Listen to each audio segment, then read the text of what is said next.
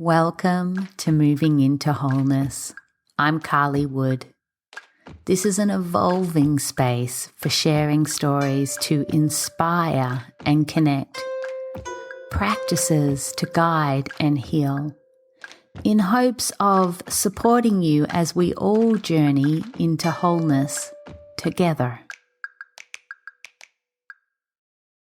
Hi, I'm Carly. Thank you for joining me on my first podcast.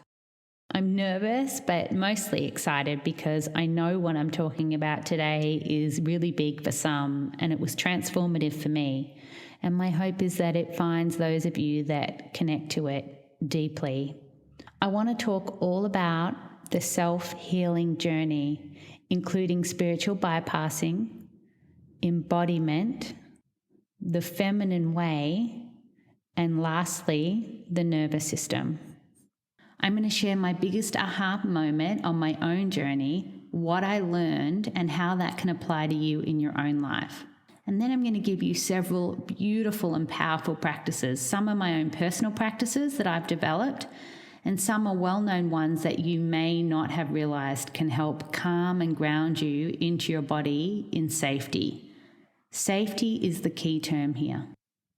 So I'm in my 40s and I've been doing some kind of healing and spiritual practice since I was a young child. So lots of opportunities to learn and experience healing and wisdom through so many modalities. I was really lucky that my mum exposed me to a lot of this sort of thing growing up. I remember one time she sent me to a meditation camp when I was in primary school, which is elementary school for America and other parts of the world. And at the same time as this meditation camp, I had an opportunity to sing backup as part of a choir I was in for a big star in Australia. But I missed it because I was sitting on a rock in the bush somewhere with other kids my age learning to meditate. So needless to say, I rebelled against this. But eventually I came back to it, learning Reiki as a teenager and countless other things after that, including multiple yoga teacher trainings, Bowen therapy. I practice aware parenting and lots of other mindfulness practices. And after over 3 decades of searching and exploring, having a daily spiritual and healing practice, I still didn't feel aligned with purpose or happy. So this leads me into spiritual bypassing, which is a way of avoiding the real healing that we need to do. As part of my own journey, I've tried different sorts of healing modalities and energy workers, and I'm a facilitator of energy myself, and it can be really powerful. But there are several factors that can prevent a healing from being effective. And the one I want to talk about in terms of this conversation is underlying beliefs and imprints, subconscious desires. And the only way to heal or even uncover what those things are is with self-inquiry, being and feeling. We can keep seeking outward, but the real healing lies within. In a similar way, you can have a lifetime of talk therapy. But if it stays in the mind and just sharing stories, you may get clarity on an intellectual level, but it won't have the same effect as if you feel and express the unheard feelings. When our pain is witnessed and heard with compassion, the energy of it changes, and all that energy that was previously spent suppressing the emotion is then freed up and available to use and shift in different ways because it's no longer stuck in your body. This act is often called holding space when you express your messy, terrifying parts to someone and they listen without fixing or judgment. One of my fave writers, Anne Lamott, everything she writes is like poetry for the wounded soul. I heard her say that having someone holding space for you allows you to fall into them and them to fall into yourself. Oh, I love that. Because for me, when someone holds space for you, I think of it as they're holding a container and you can step into that container. And there they are loving and accepting the wholeness of you, all your messy bits. This acceptance, allowing you to be whole in that moment, allows you to experience that. And when it's over, you're more equipped and connected to the experience of being whole, which so many people that have suffered trauma haven't even had that experience. You've spent so much of your life pushing those shameful, scary bits down and suppressing them, or stepping out of your body to avoid them. So in that moment of connecting to all those parts of yourself and being completely whole, having someone accept you and then accepting that in yourself, that's wholeness. It's all of it together. But so many of us don't exist in our wholeness. We live in a one-dimensional expression of ourselves where we're denying the trauma and the pain. And the longer it goes unexpressed, the deeper we can dig ourselves into a cocoon of protection that separates us from the joy and connection that life can provide. Spiritual bypassing is a really well-known verb nowadays. There's so many seekers looking outward to heal themselves, and not enough of us understand this missing piece for those that need it.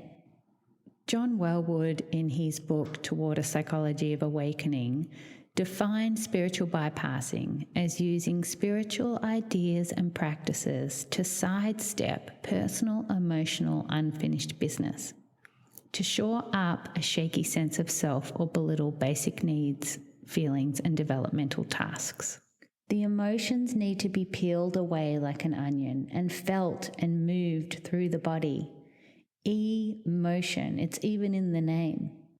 And this is a tricky balance because so many of us try to avoid the negative emotions because we know that holding high frequency emotions such as gratitude and love attract more of the same.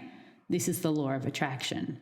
Also, you can go down the rabbit hole of epigenetics if you're looking for reasons to experience happy emotions.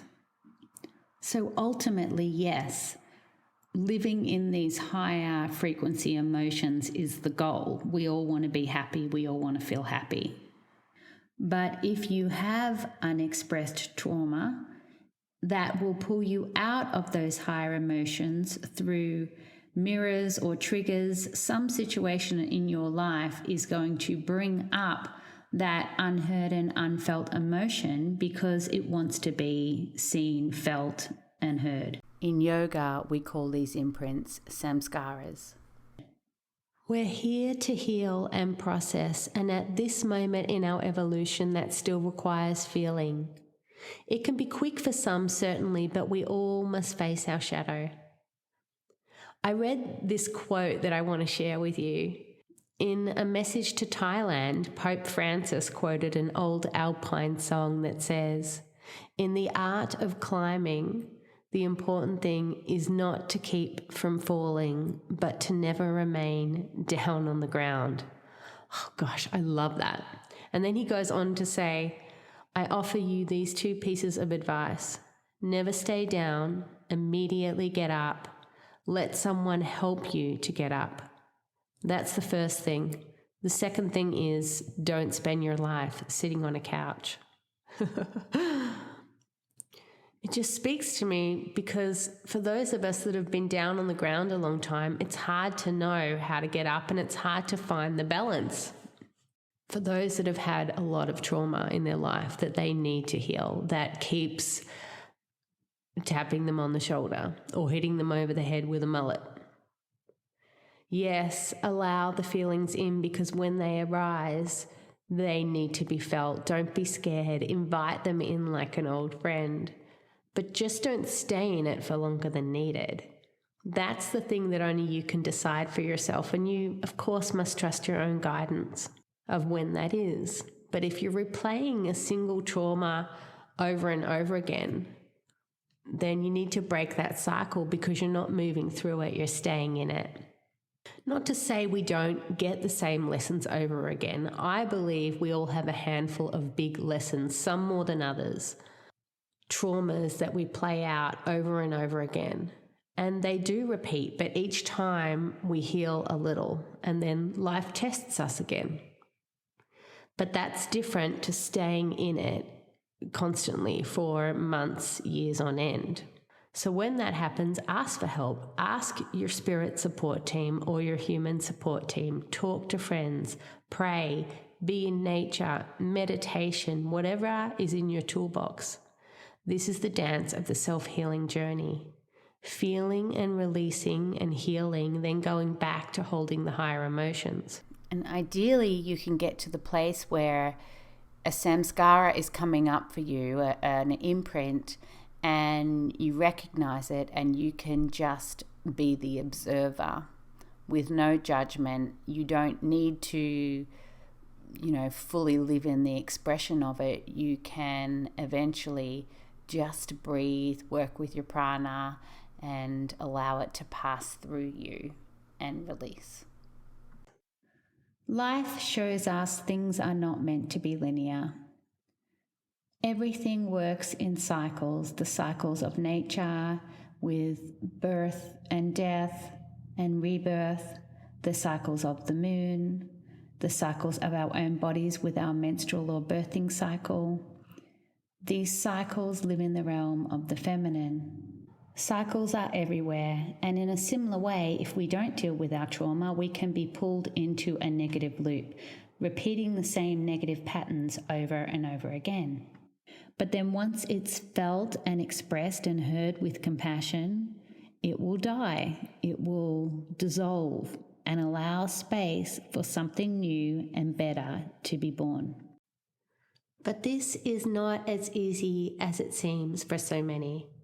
A lifetime can pass without realizing you're skipping this fundamental piece of feeling your emotions to release and heal. That's because shaming emotions is part of our culture. And we weren't always this way. We used to deeply honor and respect the feminine. And that actually changed eons ago with the introduction of the written word. And there's a beautiful book on this, but we will possibly talk about this in a later episode, as it's such an exciting time of transition that we are in, and it warrants discussion. Most of us have been raised to be ashamed of the feminine. Boys, especially in our past. Thankfully, this is changing. Raised to man up and toughen up. And women and girls too, of course. You're too much. You're too dramatic. We've all heard these things. Many of us were not listened to as children when we were sad. We were told to stop crying, or were left alone until we got our acts together. So of course we learn that big feelings aren't safe. And as adults, we suppress our feelings. Binge watching TV, drinking, overeating, working all the time, sex. People spend more time and energy avoiding the feelings than it would have taken to just feel the feelings. On my own journey, when I was ready to stop bypassing and attend to my own trauma, I couldn't access the emotions, and I was doing all sorts of courses and walking the path with other lifetime practitioners, and I didn't understand why they were able to access their emotions and I wasn't. I felt so stupid, like, why was I not getting it? But no one could tell me how to fix it. So I followed what we all learn growing up. Keep trying, keep pushing, work harder. But that is the masculine way in our patriarchal culture, and that does not work with emotions. Emotions live in the realm of the feminine energy. To access them, you can't force it. You need to allow, to soften, to be vulnerable, and then they arise. And it's not just about embracing the feminine, and I'm going to share my big discovery around that in a moment. But ask yourself, what do you do for your own self-healing? Is it reading the self-help books and seeking healing outwards, listening to talks, which is great and amazing and valuable, but that's also the doing, the masculine? I've had many clients come to me with so much effort already put into their healing journey and wondering why they're still adrift. Because it's all the busy work and none of the stillness and allowing. So we need the balance of both. We need the being component, which is the feminine, just to sit and be with the feelings, as well as the masculine component. The masculine encompasses doing, effort, discipline, and the feminine energy is softening, allowing, receiving, and being. But we're lacking in the feminine energy, the softening and allowing and receiving, because the feminine has been shamed in our culture. And this shame is not gender specific. It touches the entire spectrum of gender, this shame of the feminine. So we've covered the shaming of emotions in the feminine, and now I want to cover not being embodied, and they can be one and the same. And if you're not grounded in your body, in your physical body, these underlying traumatic emotions from your childhood won't be accessible to you, because that's where they sit. That's where they're stuck in your physical body. Your body is the vessel that holds the trauma from your past. And there can be a multitude of reasons that you're not inhabiting your body. There can be physical components. You had a physical trauma that made your body unsafe. It can be really common things like asthma, eczema, hay fever. I had that, but I never gave it a second thought because it's so common. But commonality doesn't diminish its influence. So when I began feeling into my childhood experience, I remembered that my skin hurt almost constantly. It was literally painful to be in my skin. The sneezing and the itchy eyes on top of that, and then the regular asthma attacks where every holiday I'd end up in hospital. So of course I didn't want to inhabit my body. It didn't feel good. I'm choosing to share this small piece of the asthma, eczema, hay fever, even though I have had big traumas I've had to process. I want to illustrate that it doesn't have to be big. It can be small, and you could be disassociated and not embodied and not realize it because you don't view your own experience as being particularly traumatic or special. Because the thing about experience is, when you take a deeper dive into it, the more layers are revealed, and what looks normal and healthy on the surface can really have big, painful feelings underneath. But you have to uncover the layers to see it. You have to give yourself the energy and the time and the love to really look.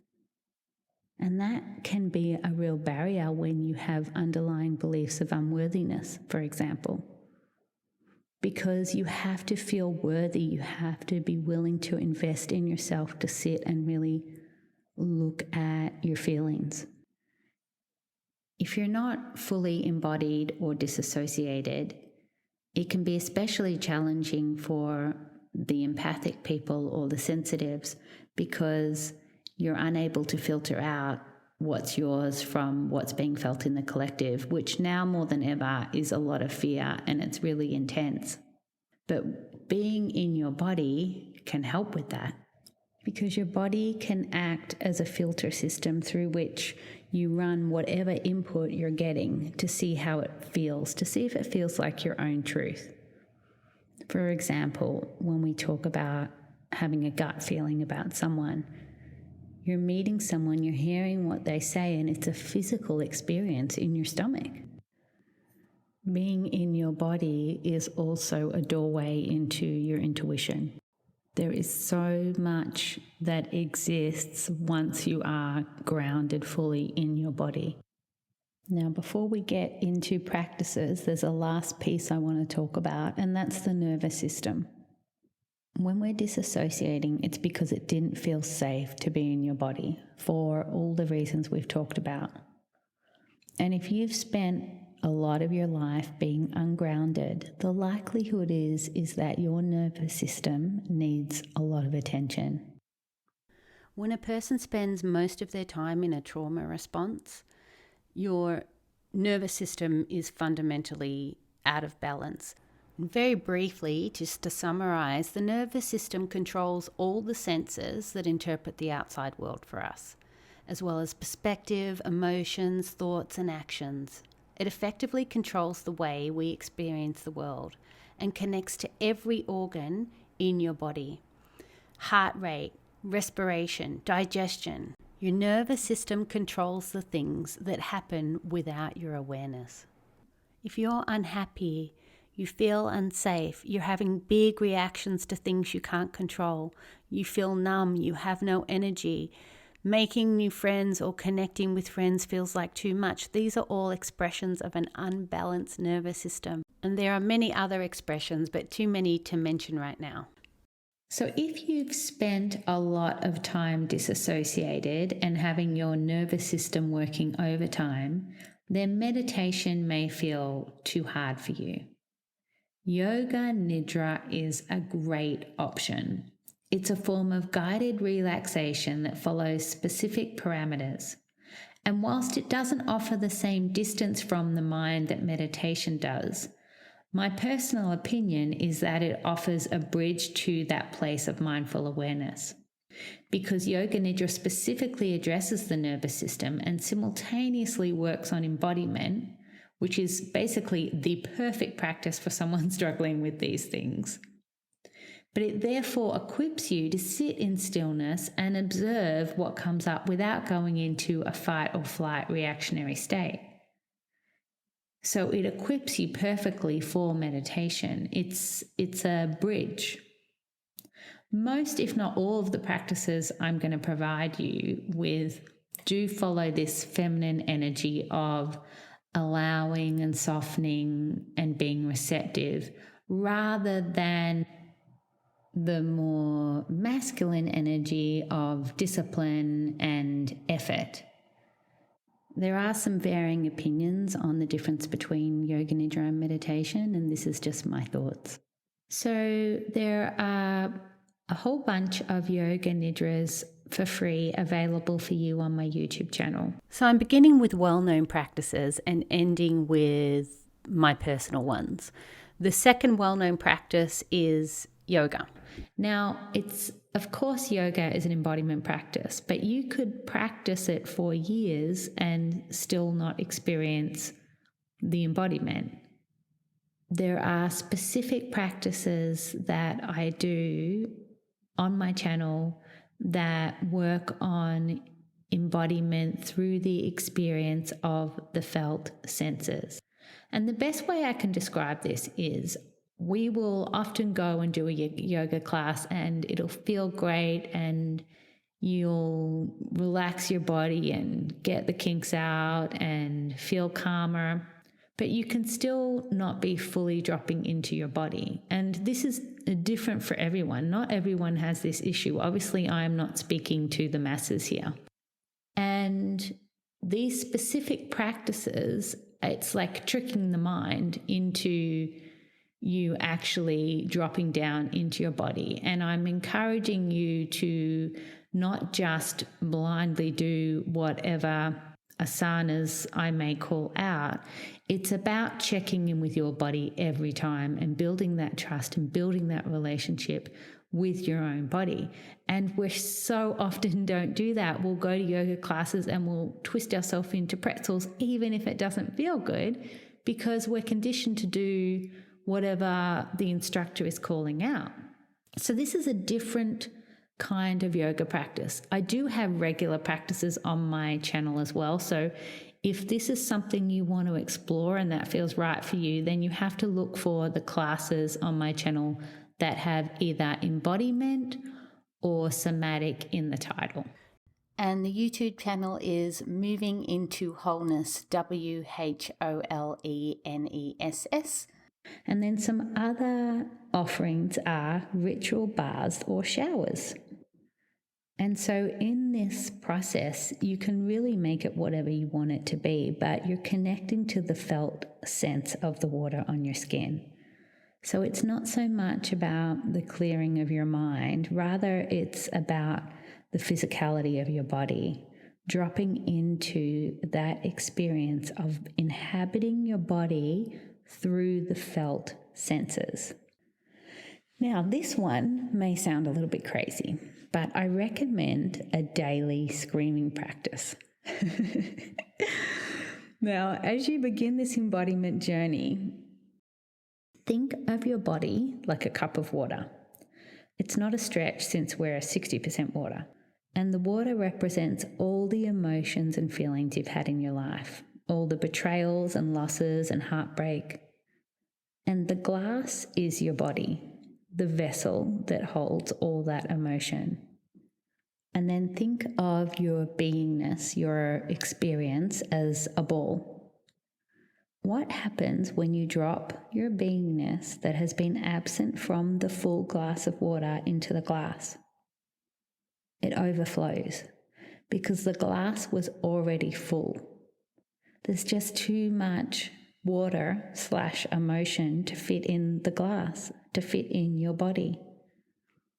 So having a daily practice when you choose to just emote big feelings without exploring where they come from or attempting any kind of resolution or healing, just start with the place of expressing. It lets some of the water out. Now, this works on multiple levels because not only is it letting the water out, but it also gets you comfortable with expressing bigger emotions because, like all things, it's a practice. And the more you do it, the better you will get. So a great way to incorporate this into your daily life is when you're driving alone in the car, not stuck in traffic, because that would probably scare people. And of course, if you can't maintain conscious awareness and safety of your surroundings, then maybe do it at home or in a place that you can find some space. But this pure emotion with sound is really powerful, especially if your voice was not heard as a child. It is liberating. And then to bring in some of my yoga training, mantras, for example, work with sound. So in addition to purifying your thoughts and giving your mind an anchor, they also work purely on vibration, and the sound is raising your vibration. We are vibration. We're all vibration. And so it's my belief that expressing the pain in sound is really, really powerful. So it might be that you're making sounds that sound like a pained animal. It might be groaning. It might be screaming. You might just want to sit in your car and swear or just, pretend that someone you're angry at is in front of you and say all the things you wanted to say. Expressing it with sound is really powerful. Now, there's a lot more in this that I have built, which will be available as part of my Moving into Wholeness course on my website, carlywood.love. I'm not sure if it'll be up by the time I have this podcast out, but check back there if that feels aligned with you to dive further into this feminine energy work. All the websites I have mentioned are listed in the show notes. I really want to thank you so much for listening. Bye for now. Thank you for listening. You can find more on my YouTube channel, Moving into Wholeness with Carly, spelled Karly, or on my website, carlywood.love. And I hope that something in this landed for you in a way that supports you on your own journey into wholeness.